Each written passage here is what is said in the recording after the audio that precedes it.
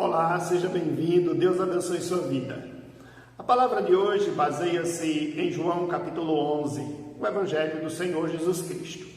Esse texto nos apresenta um momento no ministério de Jesus em que ele é convidado por uma família a comparecer ali na sua casa, pois eles estavam enfrentando problemas de saúde. O Lázaro estava enfermo. E esta família era uma família crente, tinha vínculos com Jesus. Jesus conhecia aquela família. E eu quero compartilhar algumas lições que esse texto nos mostra para nos ajudar a entendermos que o crente é uma pessoa como outra qualquer, um ser humano sujeito aos problemas da vida, sujeito a perder, a se angustiar e tantas outras dificuldades que a vida nos apresenta. Alguns pregam que o crente não pode adoecer, não pode ter perdas, porque se essas coisas acontecerem é porque ele não tem fé ou porque está em pecado. Algumas evidências bíblicas nos mostram que alguns tiveram problemas com estas questões. A desobediência trouxe perdas para alguns, mas esta não é uma base bíblica para todos os casos, porque a Bíblia nos mostra que alguns que eram servos fiéis e tementes a Deus enfrentaram problemas. E aqui nesse texto nós vemos que Lázaro era crente e adoeceu.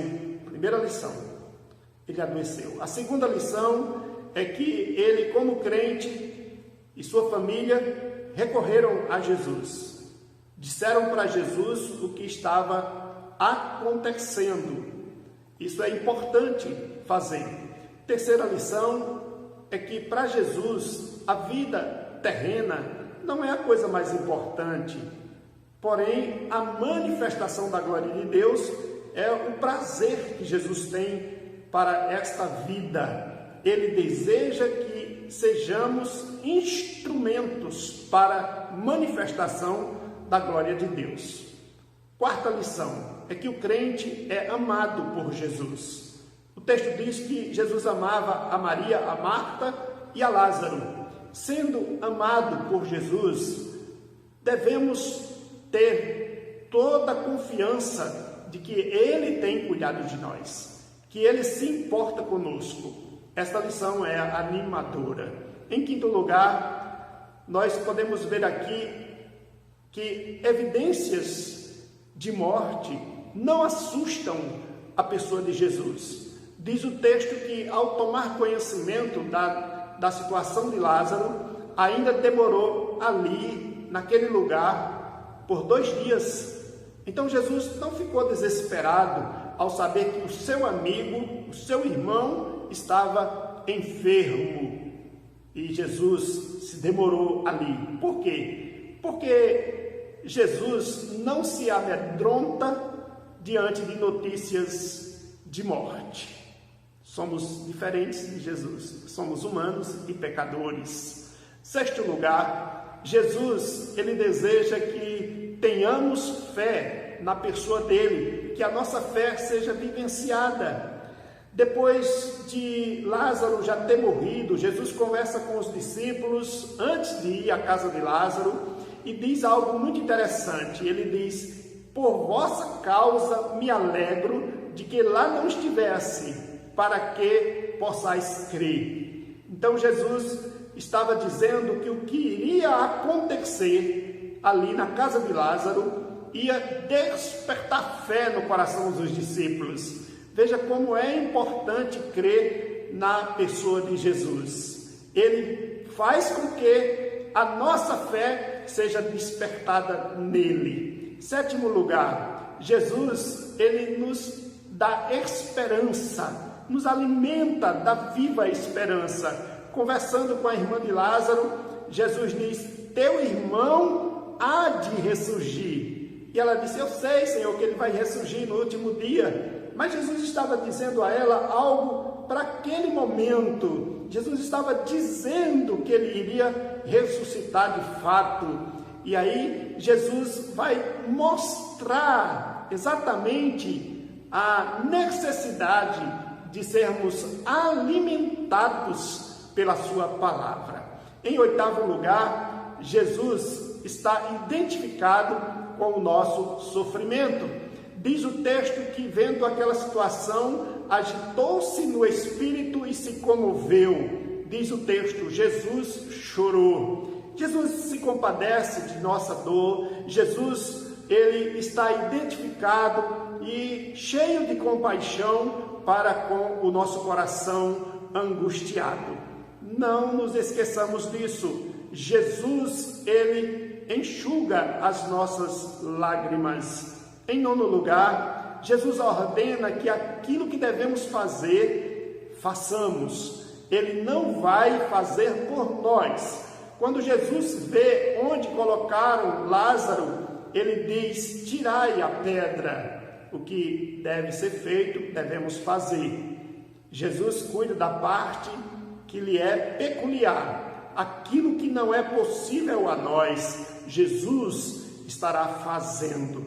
Em décimo lugar, nós aprendemos aqui que o que cheira mal não impede o agir de Jesus.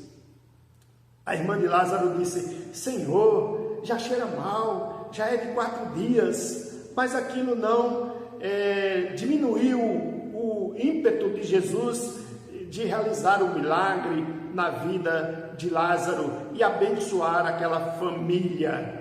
Jesus não se limita pelas condições de morte que muitas vezes se apresentam diante do homem. Em 11º lugar, Jesus, ele só faz aquilo que está segundo o propósito do seu Pai. Diz o texto que ele, levantando os olhos para o céu, disse, graças te dou porque me ouviste. É interessante porque Jesus, como Deus, nos ensina, não é, que como homem devemos clamar sempre a Deus e nos submetermos à vontade de Deus. Ele traz essa lição importante.